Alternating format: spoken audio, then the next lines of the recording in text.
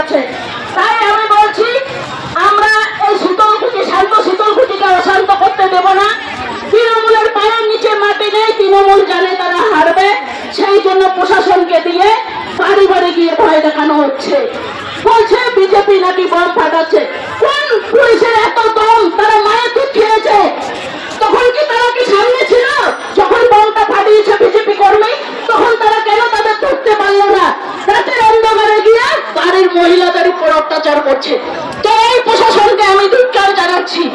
আপনারা মনে রাখবেন, এটাই আপনাদের শেষ নয়। আপনারা চাকরিটা কিন্তু পেয়েছেন যোগ্যতার নিরিখে। আপনারা যদি দলদাসে পরিণত হতে চান, তো আপনাদেরকে আমি বলছি, আগামী দিন ভারতীয় জনতা পার্টি এখানে প্রতিষ্ঠিত হবে এবং বেছে বেছে আপনাদের কি করতে হবে আপনারা জানেন। আপনাদের বেডিং পত্র নিয়ে না ট্রেনে না বাসে সারা জীবন কাটিয়ে দিতে হয়। এই দিকটা একটু ধ্যান রাখবেন আপনারা। মায়েদেরকে বলবো, আপনারা বসে পড়ুন। আমি আর আমার বক্তব্যকে দীর্ঘায়িত করব না।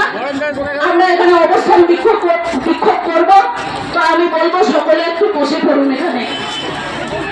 পুলিশ কি দোষ স্বীকার করবে? পুলিশের কাজে তাই। এখন তৃণমূল পাচ্ছে না, পুলিশ বাড়ি বাড়ি গিয়ে ভয়ভীতি দেখাচ্ছে মানুষকে। এখন কি পরিপ্রেক্ষিত আমরা তো কিছু বুঝতে পারছি না। কোথাও যদি বম ফাটে, পুলিশের অভিযোগ বিজেপিরা ফাটাচ্ছে। বিজেপি কি বম ফাটায় ওদের সামনে? তাহলে তখন কেন তারা তুলতে পারে না? রাতের অন্ধকারে কেন যায়? তৃণমূল বম ফাটাচ্ছে, বিজেপির নাম হচ্ছে। আর বিজেপিকে তারা আতঙ্কিত করছে। বাড়ি বাড়ি গিয়ে বয়স্ক মায়েদেরকে ধমকি চমকি মারছে। এলাকা শূন্য, মানে পুরুষ শূন্য এলাকা করে দিয়েছে। মায়েরা এখন মানে কান্নাকাটি করছে, ভয়ভীতিতেই আছে।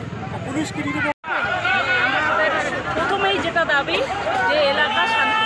শীতলকুচি বিধানসভায় আপনারা দেখতে পাচ্ছেন যে তৃণমূল এখন সন্ত্রাস করতে পারছে না, এখন পুলিশই সন্ত্রাস করছে। পুলিশকে দিয়ে তারা সন্ত্রাস চালিয়ে যাচ্ছে। রাতের অন্ধকারে পুলিশ মদ্যপ অবস্থায় গিয়ে বাড়ি বাড়িতে ঢুকে তাদের গেট ভেঙে ঘরের ভিতরে তছনছ করে। তার পরিপ্রেক্ষিতে আমরা শীতলকুচি থানায় ডেপুটেশন দিলাম। ওনারা আমাদের কথা দিলেন যে এলাকা শান্তি বজায় রাখবে। আমরা 12 দফায় দাবি জানালাম, ওনারা আমাদের কথা দিয়েছে শান্তি শৃঙ্খলা বজায় রাখবে। যদি ওনারা ওনাদের কথা না রাখে, তো আগামী দিন আমরা ভারতীয় জনতা মহিলা মোর্চার পক্ষ থেকে আরও বৃহত্তর আন্দোলনে নামব।